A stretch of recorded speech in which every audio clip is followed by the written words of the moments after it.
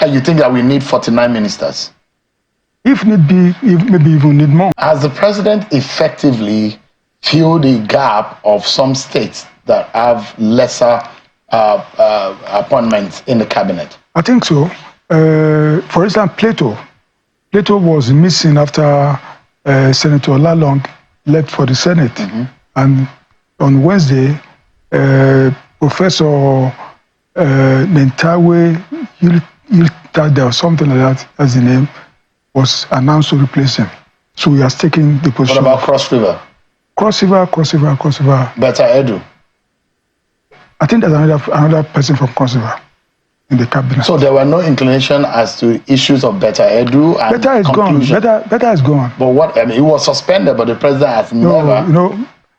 Legally speaking, there are those who think that Better Edu should even be paid because he was only suspended but never announced to be relieved of her duties. She was suspended in January, don't forget. And this is this is October. But the president has not removed him from his cabinet. No, she's gone. As a suspended member of cabinet. No, she's gone. Officially. Because our position has been taken over by somebody else. That's the man from Plateau that's going there now. So is there an official statement from the president to say she has been taken from suspension to being sacked from the cabinet? Well, for the records, Better Edu is a suspended minister. Well, as far as this government is concerned, there's no more any place for her in that cabinet. So Better Edu is gone. Her place is closed. Investigations are closed. Nothing has been found against her.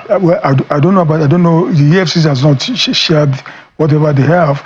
But if you go by what the president has done, it shows that maybe the EFCC has submitted something that actually justified that suspension. So if she was suspended, that means something was found against her. Well, I'm not saying so. What I'm saying is that if you follow what the president has done, it means EFCC has said something, has revealed something that has formed the basis of the president's action. So we now effectively have about 49 ministers, isn't it? 49? I've not counted them. The president actually merged some ministries. Tourism went back to Ministry of Culture, Arts and Creative Economy. And then the Sports Ministry was scrapped. And now we have National Sports Commission. Somebody was appointed there. And I think what the president, we have reduced number of ministries. The number of ministries has not really expanded because Better is no more there. And but she has been replaced. She has been replaced. Lalong is no longer, but Lalong has been replaced. But you have added livestock ministry, and there's a new minister for that. That's a ministry that the president deserves a lot of commendation for. What about Ministry of Agriculture? No, the Ministry of duplication because it's you not have livestock, you have Ministry of Agriculture. If people who understand the meaning of Ministry of Agri, we tell you that the Agri Ministry is too large for one person to handle. Too large a ministry. And the livestock, if we are supposed to focus on livestock has a lot of possibilities. In fact, it can yield more money for this country in terms of even create more jobs than we even have under Agri. Which could be handled as a parastatal under the Ministry of Agri. It used to be a department of livestock under the ministry, a department. But if you look at what is under livestock, not just cattle, even poultry is a branch of livestock. Piggery is livestock. The sheep, and other animals, they are under livestock. It's huge. And what the president did is that, I think initially he didn't even know, he himself said it at a workshop on Thursday, that he didn't know the scope of this livestock thing until he began to see data and see, oh, this thing is really big. Let me give you an example. Our herdsmen, when they want to milk their cow, they only get about 1 pint or 1.5 pints per cow. Whereas if these cows are well kept, if they are well catered for, they can yield nothing less than 10 pints. So Nigeria is denying itself for a lot of things. If those cows are yielding enough milk, we can give milk to our children, we can do a lot of things with it, we can have many dairy industries in this country. Mr. Onanuga, there are those who are asking tonight that is there a justification? What is the purpose of the livestock? What does the Bola Tinubu government want to achieve? We started having Ministry of Petroleum Resources because there is now a focus. When we moved away from focusing on agriculture, which was our mainstay at some point in our lives in this country, moving to petroleum, it became a big deal. And now, in fact, you can break it down into different layers, upstream, downstream, midstream, and all what have you. And the question will be, if there is a major purpose or agenda of this government in the area of livestock, whether we are planning to be the largest livestock producers in the world or in Africa, maybe it's justified.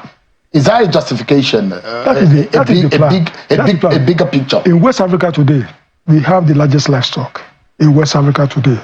In Africa, I think we are second to Ethiopia.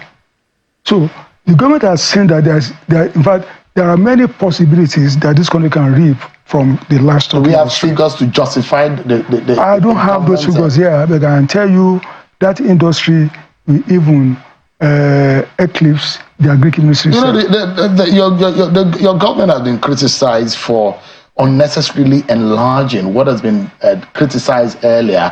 A cabinet that should not be this much.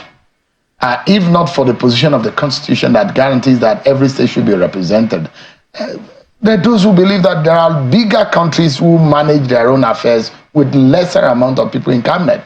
America, maybe about 15 heads of departments that run the affairs of that country.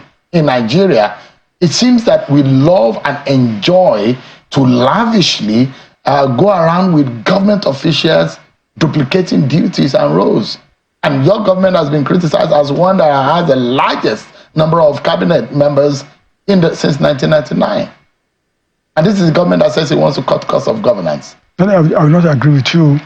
All those who have been appointed have been appointed for specific purposes to man certain ministries.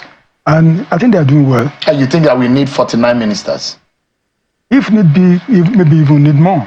But you see, you yourself said just now that the Constitution says, imposes on us that we must appoint one minister per state, 36, one from FCT, 37.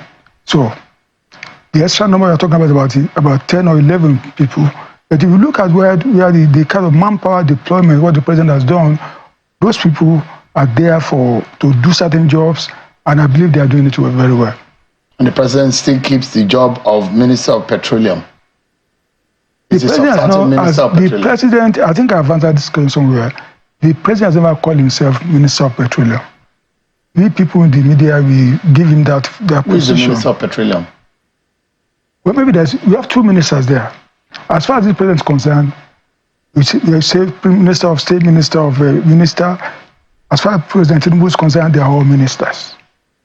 And we have two ministers there. And one of them focuses on gas. That's an area that this government found that in the past, Nigeria neglected that gas sector. And Nigeria is more of a gas country than an oil country. And President Tinubu is focusing on gas. You know, just recently, former President Obasanjo said he made a mistake during his time by not focusing on gas. And President Tinubu is rectifying that by making sure that we are focusing now on gas. So the fact is that we do not have a substantive Minister of Petroleum, but we have a Minister of State for Petroleum. The president supervises all his ministers, all of them. But maybe you can call him a primus inter pares or something. He's in charge of everything. So he's in charge of our ministry. He's in charge of all the ministries under him.